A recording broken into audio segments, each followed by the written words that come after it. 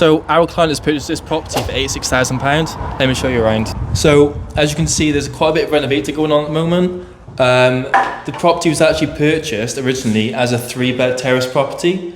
What we've actually turned it into, or going to be turning it into, is a 5-bed HMO, which significantly increases the cash flow of the property and really benefits the investor. Now, what I'll feed into is we've done an interview with the Fontaine brothers, which I'll feed into after this little walkthrough, where they provided the investor through their service, and then we actually found the property. I'll get to that at the end of the video. Now, these rooms are a little bit darker, but what you can see in here is obviously a bit of renovation going on, but also this is going to be bedroom number 1 with an ensuite. So it's going to be a cute little ensuite in here. Obviously you're going to have a little shower, toilet, and little wash basin in there. Very simple. And that's going to rent for about £600 to £650 per month on the HMO basis. Then you've got the kitchen, which everyone can stay in. Obviously you've got a nice spacious kitchen. Obviously you've got a lot of work to be done, but that goes without saying. But yeah, it's just you can see the spec of it. It's going to be a nice finish on the back end. The actual end value once renovated this property is going to be about £160,000. The reason there's so much uplift from 86 purchase price is partly because of this beauty outside. So what we're actually going to do is this shed here, we're going to knock it down, and then we're going to have a driveway come along here and into here. So you've got at least 1 or 2 parking spaces being added to the property, which significantly increases the actual value of said property. So it's a bit of a mess now, as you can tell, but lots to be added value-wise. So let's go into bedroom number 2. So this is going to be, you've got a little bathroom that's going to be in here with the boiler, and this is going to share that bathroom with other people. So this room is going to charge around about £450 per calendar month. It's going to be a nice, freshly painted, obviously once it's renovated, freshly painted, simple bedroom with in a good location with the shower in there and the bathroom in there. We've got bedroom number 3 up here, which is going to be an ensuite. Again, it's going to rent for about £600 to £650 per calendar month. Again, you've got the ensuite in here, very black and white, very simple. Think of long term. One thing that we really note on a refurb is the spec's going to be quite nice on the finish. We know the builders very well, so they're going to be doing a really nice finish to the back end. Bedroom number 4 is going to be the same. Got the ensuite, got good lighting coming in here, brand new windows as well, good finish. We're on the high street, so you got, view of the street and cars. Nothing crazy. We've got the hardwired smokes as well for compliance, to make sure as a HMO it meets obviously HMO regs. And then this is bedroom number 5, so again a shared bathroom, so it's going to be about £450 per calendar month. One thing to really note with this property is we actually had to apply, or the investors had to apply for planning for the property, because it's going to be converted from a buy-to-let to HMO. So this obviously is all subject to that plan to being accepted, so you've got to make sure obviously it gets accepted. If not, they'll use it for SA or buy-to-let, 2 other options, 2 other exits. So it just protects the investor in that sense. So if not, we'll appeal the planning, etc., etc. We found this actual property direct to vendor. So we talked to the seller of the property. He had multiple properties in South Wales. This was one of them. He wanted to get rid of the whole portfolio. Elderly couple. They just wanted to get out of the game. I know the Fontaine brothers really well, and they had an investor that wanted to buy the property really quickly. So we put 1 and 1 together. Said, right, we've got a house that's got for a discounted property. We know the renovation costs. We know that it stacks really well, and the end value and long-term investment is fantastic on it. Fontaine's got a buyer, put it together. Happy days. I'm going to interview the Fontaines in about 2 seconds. Hi guys, so I'm Ryan. I'm here with the Fontaine brothers. So Stephen, and Dylan.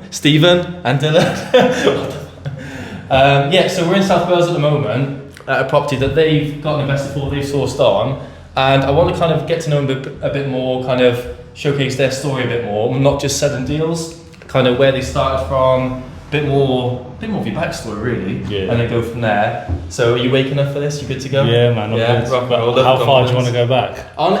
Not too far. just more of a case of where you're from. I was born March 27th. Oh, fucking hell, it's gonna be a long interview. But literally, like, more like where you're from, and kind of like, I guess where it started property-wise for you and how it's kind of grown from there. And you can obviously feed this into obviously where you guys have kind of blossomed now, right? Yeah. So it's kind of that, really. So originally we were just looking at like billionaire companies. You know, what do? They invest their money in property and stuff, businesses, stuff like that. So property was always something that we wanted to start with. At the start, we didn't have money, so we didn't have much money, do you know what I mean? So we started with rent to HMO, where we live. So Where do you live? Bournemouth. Nice, so, proper down south. Yeah, Bournemouth and Southampton. So it's basically rent a property from a landlord, then rent them back out room by room. Obviously, that's subletting, so you have to do it through a limited company with the correct contracts and correct compliance. But did that, built up a pot, started actually buying properties around your neck of the woods, and then we just sort of got into, like, recently, I'd say just under a year ago, we started going like heavy into deal sourcing. Since then we've sold about 350 deals ish. So yeah, that's basically the story. But how's it come about though? So obviously you don't just jump into it, do you, in theory? Like, you guys have got a massive network. Like, I really think it's really smart the way you guys have kind of just, yes, you've built the network over time, but you kind of just like, it's almost like, for example, Harvey, you kind of had the right mentors with you, have kind of really like guided you almost. Yeah. Is that kind of the right way to phrase it? Yeah, well, the first thing that we did was just stuck a camera on our face and started filming content, documenting the journey. Before we even had a deal, like some people think, get their first deal and then they'll post about it online.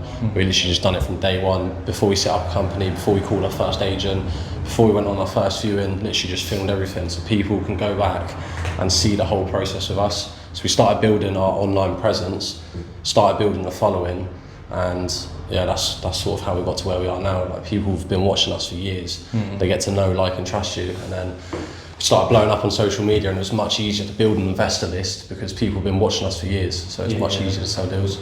Nice. And I think what we do as well quite well is show everything. So show the pitfalls, show the fuck ups, show things that goes wrong, you know, the good, the bad, the ugly. It's not just like, look at me, I did this, look at me, I done that.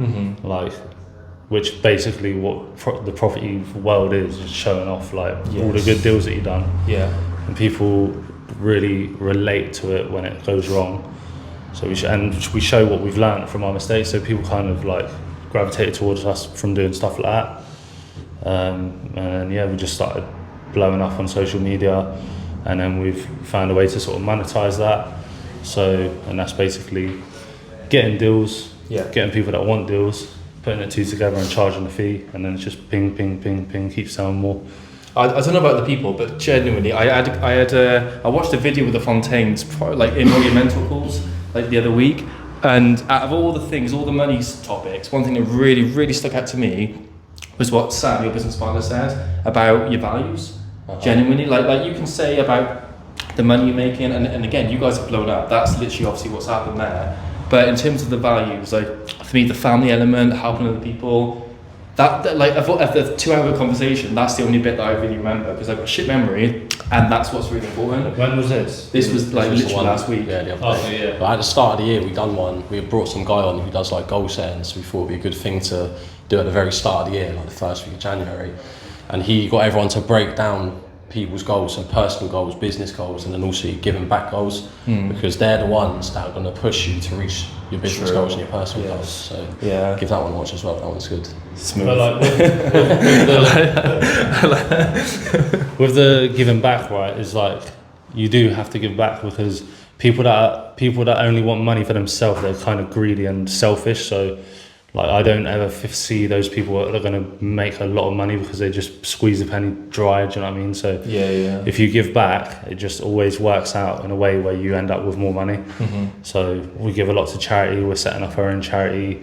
The value that we give is just like, we don't have to give that much value. We could charge for it, but it, like, the way it's gone, it's just is like, we're earning a lot of money just from just not even charging people. Just people want to work with us, and we sell deals together, and it's just gone that way.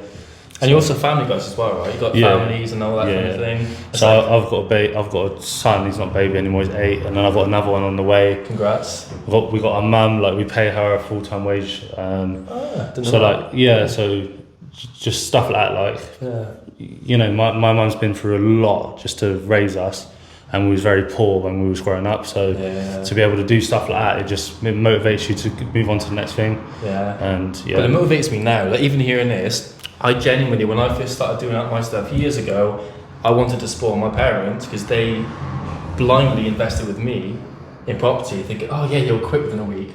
So it kind of feeds into the same sort of logic where you want to kind of help your family, right? So I think that's wicked, honestly. Like you kind of give back to people who've helped you, right? Kind of get to where you are, like 100%. You know.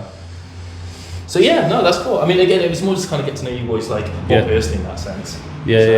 Yeah, the Fontaines, obviously, I wouldn't say give you followers, everyone knows Fontaines anyway. But what we're also going to do is, David's on the camera, I'm going to interview David in a minute, because David has come through the Fontaines. You can see how they're blowing up, has kind of fed into other people and really helped them as well. So it's kind of like a domino effect, I guess, in one way. So it's kind of like, you can see like the add-on. So interview coming next with David as well. So I'm here with David Butmaro. Yep. Right, bad with names, so just FYI. So, David, obviously, you've had quite a cool story, in my opinion, where you've kind of, how long has it been, less than a year that you've been involved in this side of property, the sourcing side of property, is that correct? Yeah, so literally this time last year, I didn't even know what a deal sourcer was. Beautiful. Didn't know they existed.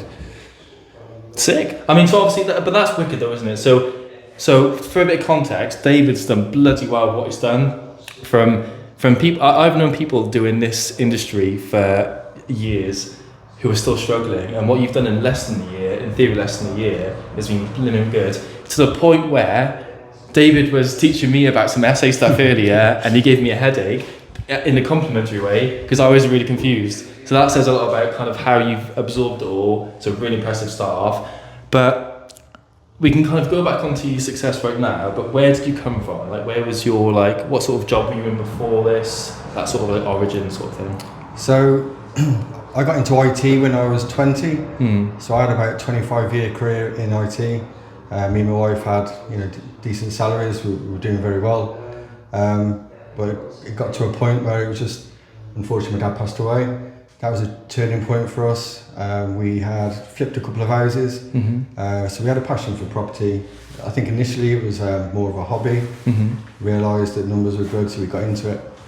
And then Nicola came across these guys on social media. I think when we come across them, they're on about 60,000 followers. Amazing. And then she initially showed Just for the camera, who are these guys? I don't know. Oh yeah, so we have a professional cameraman called Dylan Fontaine right now. So he's got a big smirk on his face. I was going to say something else then, but I shouldn't. It was what you told me earlier. But yeah, so he's on the camera. So obviously we're here with the Fontaines right now. Obviously, I'm gonna put the interview with them after this video, because what it is the Fontaines have done huge things. And David is a testament to that, of where that's come from. So hence this interview now. So that's really what this is feeding onto, if that makes sense.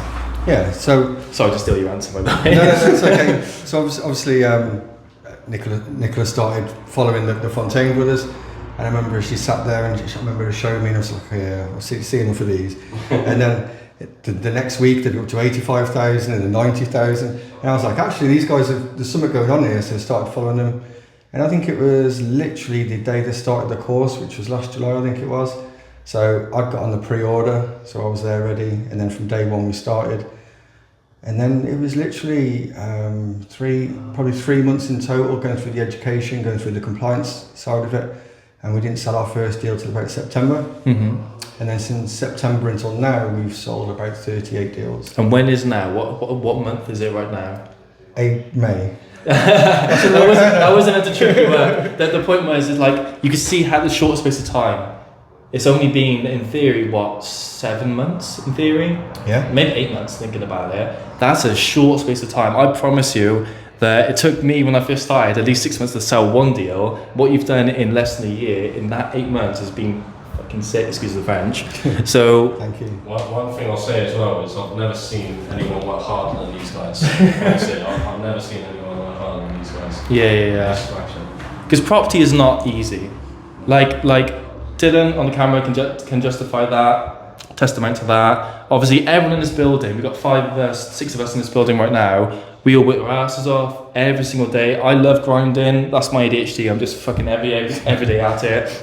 But I love it, and I'm sure David can say the same in the past year. It's bloody hard work, but it's incredibly lucrative on the back end of it. So yeah, It doesn't, and we do, like you say, we work incredibly hard, but it doesn't.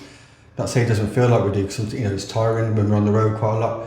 But it's enjoyment. Yeah. We enjoy what we do. Sometimes when I'm talking to people, some people might think that I'm not that being pushy, but I'm enthusiastic about what I do. So I love telling people the different strategies. And it's the passion, isn't it? Yeah. And where were you yesterday? What were you doing yesterday? In summer, right? It's currently summer. What was Stephen, Dylan, obviously Fontaines? What were you doing yesterday? Playing golf. Networking. I forgot about the networking until I realised everyone was doing interviews and footage. I was like, okay, we best do this as well. But it really goes to show like the power of people, because obviously we met through property now for the Fontaines, whatnot. The power of people connecting, and even today, first time I met David, but I've met David a few times. But it's the first time I've kind of had a conversation with you, in my opinion, where there can be something growing from this. And I love that. I love the excitement of kind of connecting with people and working with people from my selfish point of view. And this is where I really like the fact that the Fontaines have really created this social environment, this group, and you're one of the testament people from that, and that's feeding into all this kind of stuff. So I reckon it's pretty sick. 100%. And I think this is something that these guys have got over other courses and 100%. Mentorships, programs, or whatever you want to call it. These guys have really created a community. Mm-hmm. I think when we first started selling our deals, I think we sold about 5 or 7 deals, and then after that I started making connections within the group. And I think since then I don't think I've sold one single deal of my own. I don't know if that's a bad thing or not, but I found believe me, it's not, bro. I found working with people, different people have got different skill sets, people have got different knowledge, so you benefiting each other. Some people bring different deals to the table. So yeah, just working, and everyone in the group, like there's I think 400 odd people in there at the moment. There's probably not one person you can message in there where they're not willing to work with you, or just jump on a call and discuss things. Like, everyone's super helpful. I think one thing that I really like, it kind of feeds off that, is the people side to it, but good people. 100%. Like I met someone last week called Julia, who we both agreed you will kiss a lot of frogs in property.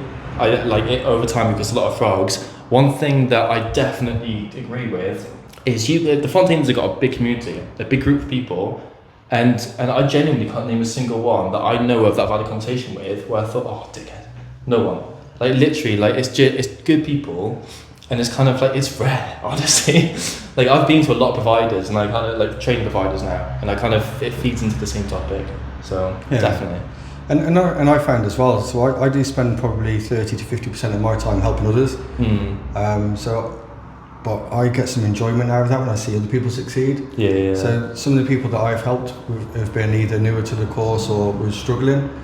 So I've put my time into them to help them, but then people now are doing deals with me and helping me make money go forward, so we all make money together. It's a good triangle almost in every circumstance, isn't it? Fantastic. Yeah. But no, I mean, obviously, great to have a chat now. Obviously, again, it feeds off, and the Fontaine's kind of feeding into this anyway, but I really feel like it's great to know you as a person as well in that sense. There's a lot you can give into this whole situation. So, yeah, onwards and upwards. Thank you, Ryan. Don't know how to end that.